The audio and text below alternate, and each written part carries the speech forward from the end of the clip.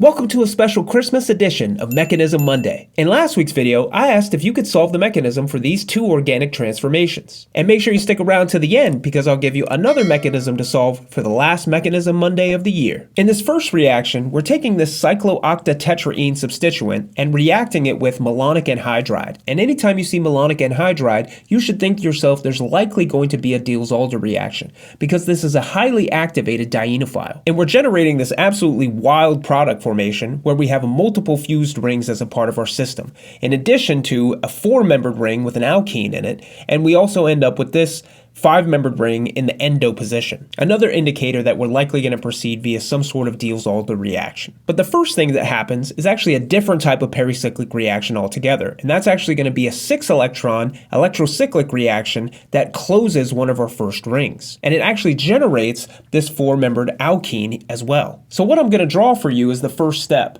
where we have these electrons, and again, I'm just going to draw it to the center, even though it's going to indicate that this is the bond that I'm making, which means I'm allowing myself to make this carbon-to-carbon bond, and I'm also going to end up with that four-membered ring. And from here, these pi electrons will shift over this way, and these pi electrons will shift over this way. And that's actually where those 6 pi electrons come from when we say 6-electron electrocyclic ring-closing reaction. And this generates one of our first fused rings and also gives us our diene in our Diels-Alder reactions, because this is the intermediate of our first reaction. And then from here, we can bring in that malonic ester, and we can see where the Diels-Alder reaction happens next. And again, remember, this is a highly activated dienophile. So what will happen is these pi electrons will come over here, these will come down to this carbon, and these will shift here. And that actually gets us to our final product. And that's going to give us our endo product, where this malonic anhydride is actually pointed in the downwards direction as a part of this 6-membered ring. And then since our diene already contained this ring position here, that's actually going to serve as the bridgehead in this reaction. As in the last reaction, we have again this malonic anhydride, and remember that indicates to us that we're likely going to have a Diels-Alder reaction, or a 4+2 cycloaddition that takes place. But we can only do that if we have a diene, and in this case we don't actually have a diene, we have a cyclobutene, which is going to be a highly reactive and strained system. And in fact, in this example, we have another electrocyclic reaction, except this one is a 4-electron electrocyclic ring opening reaction, where we generate our diene. But what will actually happen is these pi electrons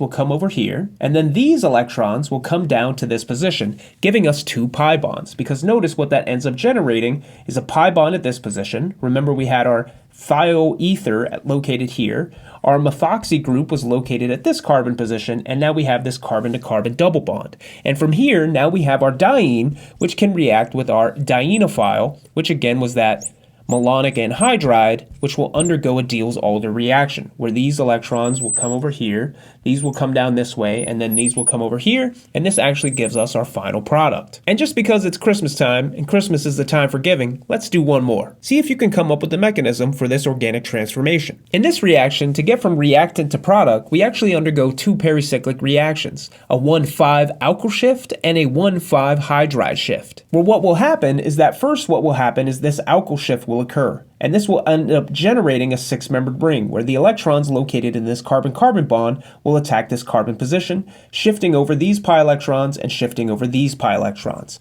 And that actually gives us our fused ring system that we have in our final product. And importantly, this alkene is still located here. We opened up that ring and made it larger, and therefore our pi electrons are now located here and here. But notice that our electrons are not in the same position that they are in our final product. And in order to get there, we actually need to do what's known as a 1,5 hydride shift. So the first step was a 1,5 alkyl shift, and what occurs next will be that 1,5 hydride shift, where the hydride is the carbon to hydrogen bond located at this position. So these pi electrons will come down, these electrons will actually shift over here, and then these pi electrons will come over here. And let me draw that in a little bit better for you so you can see that these electrons are coming to this carbon position. And this is what's known again as a 1,5 hydride shift, and that gets us to our final product. If you enjoyed this week's mechanism, give it a thumbs up down below. And for next week, I'd love to see if you could figure out the electron-pushing arrow mechanism for this organic reaction. And make sure that you're subscribed to the channel so that you never miss out on another Mechanism Monday. I'll see you next week.